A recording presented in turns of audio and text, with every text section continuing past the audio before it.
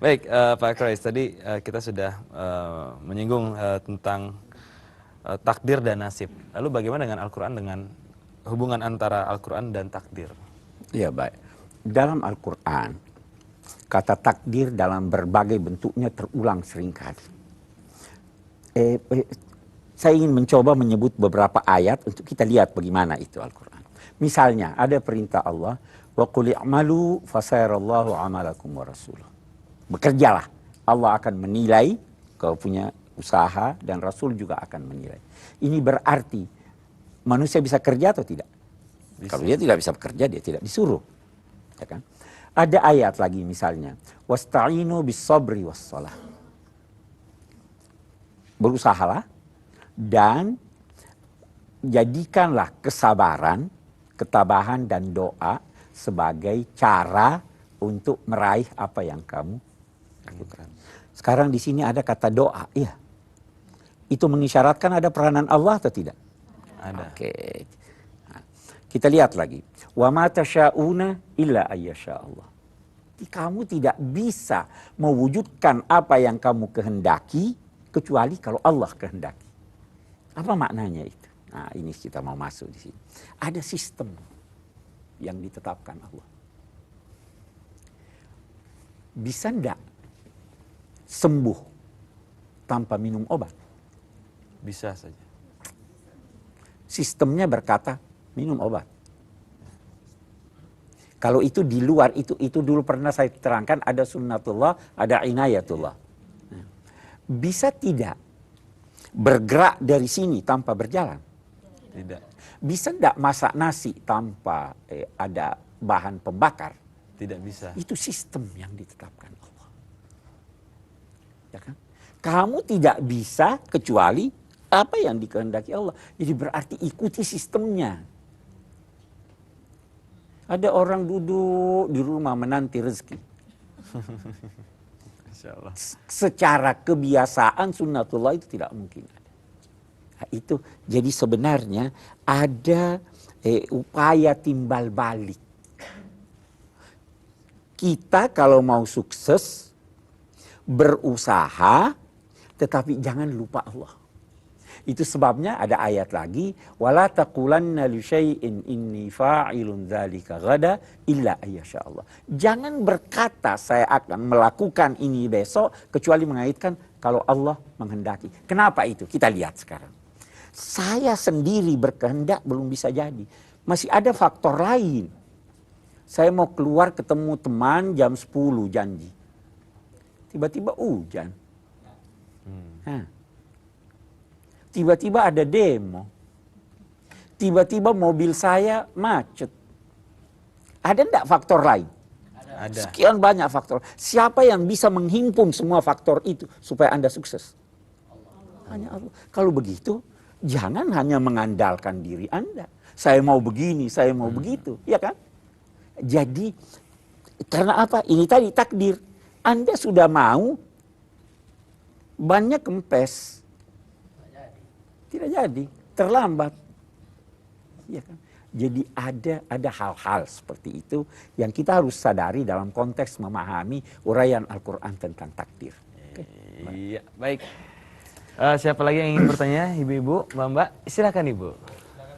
Pak Ustadz tadi telah menerangkan tentang segala sesuatu takdir yang dari Allah, jodoh, rezeki, semuanya dari Allah. Sekarang ada misalnya pemuda-pemudi Muslim yang berjodoh dengan non-Muslim, apa itu juga takdir Allah? Karena segala sesuatu kan kehendak Allah, kata Ustadz. Ya, bagus sekali pertanyaan. Apapun yang terjadi, ibu tertawa sekarang takdir Allah. Itu menangis takdir Allah. Itu tidak ada sesuatu yang terjadi kecuali takdir Allah. Tapi ingat, ibu bisa milih takdir. Ya kan? Ini kawin dengan ini itu takdir Allah. Tetapi bisa enggak dia pilih yang lain? Bisa. Ya udah dong. Ya kan? Jadi bukan semata-mata kalimat takdir itu adalah untuk itu ya. Jangan lantas berkata kalau jelek terus mau ya takdir saya sudah begini. Anda kan bisa berusaha. Kalau Anda sudah berusaha lantas tidak ada jalan lain kecuali itu, Anda sudah tidak bertanggung jawab. Iya, Bu. Ya kan? Itu takdir. Jadi semua takdir. Semua ada ukurannya. Kenapa dia kawin dengan itu? Karena dia kenal. Kenapa dia kenal? Oh dia berteman, ini pacaran, ini jadinya begini. Ya kan? Kalau sejak semula, oh enggak, saya enggak mau kenal deh sama dia. Kan bisa. Bisa atau tidak? Jangan salahkan takdir dong. Anda yang terlibat. Takdir jangan dijadiin bantalan, Bu. Jangan dijadikan kambing hitam. Jadi takdir. bantalan. Ada orang pacaran bilang begini. Aduh, kita udah nggak cocok nih. Berarti udah takdir kita nggak bisa bersatu. Padahal niatnya emang nggak serius. Jadi bantalan. Jadi nggak boleh. Baik.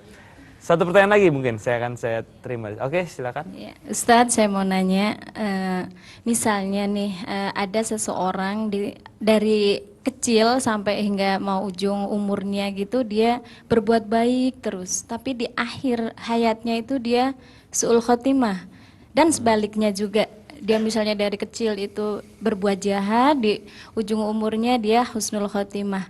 Apakah nanti Allah itu kira-kira memaafkan nggak dari pihak keduanya ini, sementara Allah itu mengampuni semua orang mukmin kecuali orang musyrik?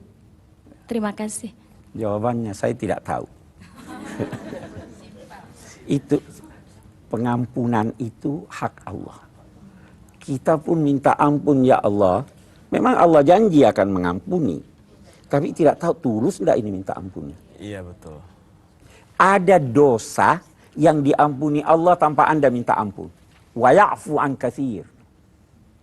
Ada dosa yang Allah katakan saya tidak mungkin ampuni kalau Anda bawa mati. Musyrik. Ada dosa yang boleh jadi walaupun Anda tidak mohon ampun diampuni oleh Allah. Yaghfiru liman yasha wa yu'adzibu man yasha.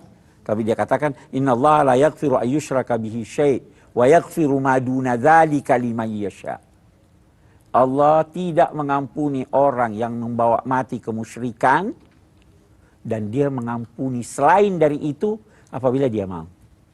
Ada sistem lagi, dia lihat ini niatnya orang bagaimana nih. Ya kan? Oh ini dia tergelincir tiba-tiba ini, itu kita serahkan pada Allah.